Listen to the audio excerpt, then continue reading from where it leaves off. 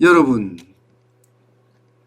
한국은행 이주열 총재가 연내 기준금리를 인상하겠다 이런 뜻을 내비치면서요, 이 3년 만기 국채금리가 17개월 만에 최고치로 치솟았습니다. 3년 만기 국고채 금리가 말입니다. 진짜 1.441까지 올랐으니까 이게 적게 오른 게 아닙니다. 지난 25일을 보다도 0.057%포인트나 상승을 했습니다. 2020년 1월 20일 날 1.455%였거든요. 거기에 비하면 지금 굉장히 가파르게 올라가고 있다 이런 얘기예요. 가파르게 올라가고 있다. 이렇게 되면 여러 가지로 부담 100배입니다. 부담 100배. 그만큼 모든 분야의 이자가 올라간다 이런 이야기가 되는 겁니다. 왜 이렇게 올랐을까요? 올랐는 이유는 간단합니다. 외국인들이 팔아치웠어요. 국채를 매도한 게 역사상 최고다 이렇게 이야기할 정도로 3년 만기 국채를 엄청 팔아치웠습니다. 6월 1일부터 6월 25일까지만 봤을 때 국채 선물 7만 8,525계약을 팔아치웠습니다. 그것은 우리 돈으로 하면 7조 8,525억 원어치입니다. 통계에서 외국인의 순매도 이런 통계를 잡기 시작한 2014년 이후 최대치입니다. 그러면 역대 최대라는 거예요. 역대 최대. 왜 팔았을까요? 한국은행이 금리를 올린다고 하니까 아이고 빨리 팔아야 되겠다. 지금 한 푼이라도 액면가를 더 받을 때 팔아야 되지 들고 있어서는 안 되겠다 해서 팔아치웠기 때문에 굉장히 많이 올라간 것 아니냐 이렇게 지금 시장에서는 예측하고 있습니다. 자, 이렇게 되면 앞으로 더 팔 거냐? 이게 금리가 몇 번 올리느냐에 따라서 굉장히 달라질 겁니다. 금리를 몇 번 올리느냐에 따라서. 지금 현재까지는 연내 한 번이다, 연내 두 번이다 왔다 갔다 해요. 내년 초까지 3번까지도 올릴 수 있다. 이런 이야기가 나오거든요. 당장은 올해 한 번, 내년에 1, 2월에 한 번 이렇게 올리겠다 하는 게 일반적인 시장의 예측이지만 사실 한국은행 이주열 총재가 금리를 연내 올리겠다 이렇게 이야기를 했는데도 주식시장은 미동조차 하지 않았습니다. 부동산 시장은 오히려 더 올라갔습니다. 이게 금리를 올리는 이유가 뭐예요? 자산시장의 거품 이거 좀 걷어내겠다 이게 한국은행의 생각이잖아요. 그런데 자산이 거품이 거칠 기미가 별로 안 보여요. 그렇게 되면 10월에 한 차례 올리겠다가 이게 마음이 변합니다. 8월에 한 번 올리고 10월에 또 한 번 더 올리고 연내 2번 올린다는 결론도 생길 수 있습니다. 여기다가 내년 1월, 2월 중에서도 한 번 더 올린다.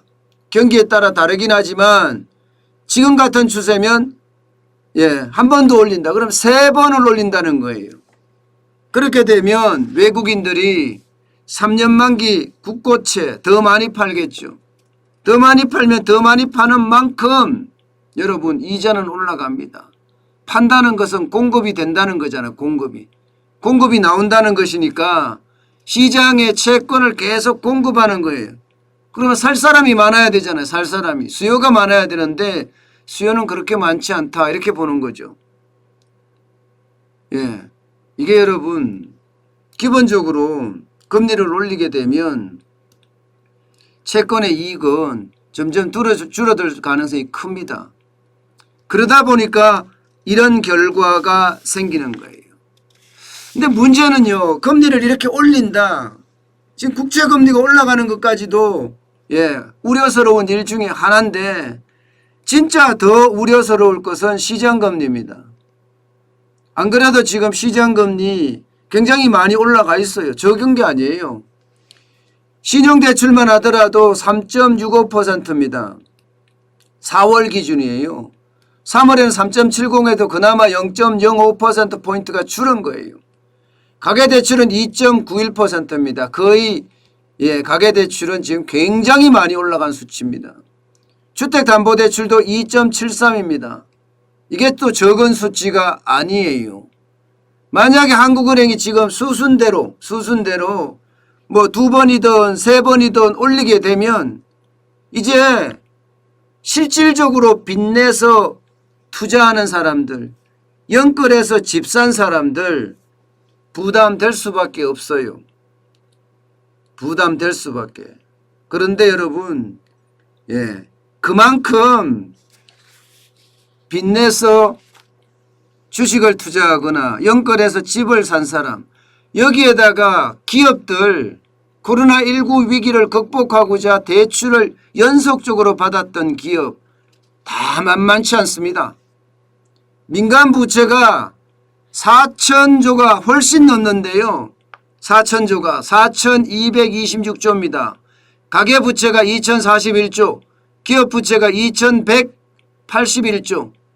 여기에 정부부채까지 포함을 하면 1분기 현재 5,086조 원이나 된다고 이야기할 정도입니다. 그런데 문제는 보세요. 가계부채 엄청나죠. 2,045조입니다. 2,045조. 기업부채는 2,181조고. 이게 여러분 이렇게 많아지면 과연 가계가 빚을 갚을 수 있을까요? 저는 그게 연끌한 사람들 입장, 비투한 사람들 입장 이런 걸 다 고려했을 때 이게 갚기가 만만치가 않아요. 3번 연속 오른다 그러면요. 3번 연속 오르면 0.75% 이상 오르는 거 아니에요. 1% 오를 때 적어도 이자 부담이 12조가 된다고 해서 12조. 근데 0.75면 거의 버금 가도록 오르는 거잖아요. 그렇게 되면 가계대출의 고비용군 이거 장난 아닙니다. 대한민국은 가계대출이 굉장히 많아요. 고위험군이 30% 가까이 됩니다. 28.7%입니다. 고위험군이라는 게 DSR 총부채 원리금 상환 비율이 40%를 초과하는 사람을 말합니다. 내가 버는 월급 중에 40% 이상을 원금과 이자를 갚는 데 쓴다는 얘기예요. 그러면 나는 살림을 60%보다 적게 가지고 살아야 된다는 이야기예요. 그러면 어떻게 될까요? 가게들이 살림이 제대로 안 되죠. 그런데 여기에 이자가 더 오르면 DSR 비중은 더 올라갑니다. 40%보다 훨씬 많이 올라갑니다. 이게 지금 40%를 넘어선 비중이 28.7%거든요. 게다가 이들이 빌린 돈도 보세요. 전체 가계대출액의 62.2%예요. 고비용군이 실제 가계대출은 더 많이 했다 이런 얘기예요. 결국 이 상황이 저는 금리가 올리면 올릴수록 그것도 갑자기 올리면 올릴수록 충격을 줄 수 있다고 생각을 해요. 그렇다고 올리지 않고 가만히 있기도 굉장히 불안합니다. 올리지 않고 가만히 있기도. 자산시장의 거품은 뭐 오래전부터 이미 이야기가 나왔던 거잖아요. 부동산은 꼭지점에서 계속 꼭지점을 바꿔가면서 올라가고 있고요. 주식시장은 연일 사상 최고치를 기록하고 있습니다. 이거 거품일 가능성이 크거든요. 만약에 그 거품이 꺼지면 어떻게 됩니까? 거품이 꺼지면 인정사정 없이 폭락합니다. 인정사정 없이. 그렇게 됐을 때 이거 금융위기는 어쩌면 따놓은 당상이다 이렇게 이야기할 만큼 반드시 온다 이렇게 이야기할 수가 있어요. 그만큼 가계가 쉽지 않다는 이야기입니다. 쉽지 않다. 게다가 말입니다. 기업도 마찬가지. 기업도 지금 기업도 여러분 그 어느 때보다 어렵습니다. 좀비 기업이 10개 기업 중에 4개 기업이 좀비 기업이라고 이야기할 정도예요. 39.7%입니다. 그중에서도 지금 가장 심각한 거 좀비 기업이라는 건 벌어서 이자도 못 내는 기업을 말합니다. 그 벌어서 이자도 못 내는 기업은 중소기업의 절반이에요. 절반 이상입니다. 50.9%입니다. 50.9%. 전체 기업의 39.7%고요. 그나마 대기업은 좋다고 이야기해요. 그러나 28.8%면 30%에 육박합니다. 대기업도. 대기업도 10중에 3군데는 벌어서 이자도 못 갚는다는 얘기예요. 원금은 당연히 못하는 거고요. 원금은 당연히 못하는 거고요. 이렇게 됐을 때 과연 우리 기업의 상황이 좋아질 거냐? 저는 그렇게 보지 않습니다. 왜냐하면요. 부채 비율이 너무 높아요. 부채 비율이 그 어떤 때보다 높습니다. 가계부채 비율은 GDP 대비, GDP라는 게 우리 국민이 한 해 동안 총 생산하는 액수예요. 이거보다가도 103.8%입니다. 기업은요 더합니다. 111.1%예요. 일반적으로 말입니다. GDP 대비 80%가 넘어가면 부채가 말입니다. 특히 가계부채가 소비에 영향을 준다고 했습니다. 소비를 오히려 떨어뜨린다고 했어요. 소비를 떨어뜨린다는 것은 제품을 덜 산다는 이야기인데 제품을 덜 산다는 이야기는 기업이 그렇게 쉽지 않다는 이야기예요. 기업이. 가게도 돈 벌어서 원리금 갚는데 돈을 거의 40% 50% 쓰는 사람이 30%가 될 정도니 이게 소비를 쉽게 일어내기가 쉽지 않습니다. 그러다 보니까 소비가 안 일어나면 기업이 제품 만드는 게 더 적어져요. 안 그래도 지금 원자재 가격 폭등 때문에 기업들은 진퇴양난이거든요. 게다가 비용은 또 얼마나 올랐습니까? 문재인 정부의 경제정책 실패 때문에 비용은 천정부지로 올랐습니다. 최저임금의 주 52시간제 세제 혜택 없애는 것부터 시작을 해서 세금 올라가는 것까지 비정규직을 정규직으로 뽑은 것까지 다 하면 기업의 비용은 천정부지입니다. 이런 상황에서 경제 주체인 소비의 주체 가게도 힘들고 사실상 공급의 주체라고 이야기하는 기업도 쉽지 않다는 얘기죠. 그러면 경제 주체 중에 기업과 가게가 어렵다 이런 얘기잖아요.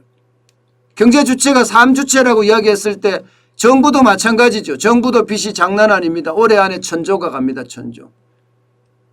정부도 마냥 빚내서 경기를 부양할 수 있는 힘이 떨어진다는 이야기입니다. 그렇게 됐을 때 여러분 우리 경제에는요 그 어느 때보다가 충격파가 던져질 가능성이 크다는 이야기예요. 충격파가. 그래서 저는 여러분들에게 늘 말씀을 드리지만 우리 경제 상황이 녹록치 않아요. 문재인 정부 4년간 경제 주체들이 빚으로 버티고 있다 이렇게 이야기해야 됩니다. 2017년은 그나마 다행이었어요. 2018년부터는요. 모든 경제 주체가 빚이었습니다. 그게 2020년에는 빚 폭탄으로 떨어졌고요. 이게 이제 너무 많이 빚이 늘어나니까 이자가 올리면 올리는 만큼 이자 폭탄이 돼서 결국 금융에 충격을 줄 수 있는 그런 상황으로 가지 않겠느냐 하는 생각을 하게 됩니다. 여러분 금리는 무조건 올라갑니다. 그것도 한 번이 아니고요. 한 번 금리가 올라가기 시작하면 줄줄이 올라갑니다. 줄줄이. 2달에 한 번씩 올라갈 수도 있으니까요. 항상 대비를 해야 됩니다.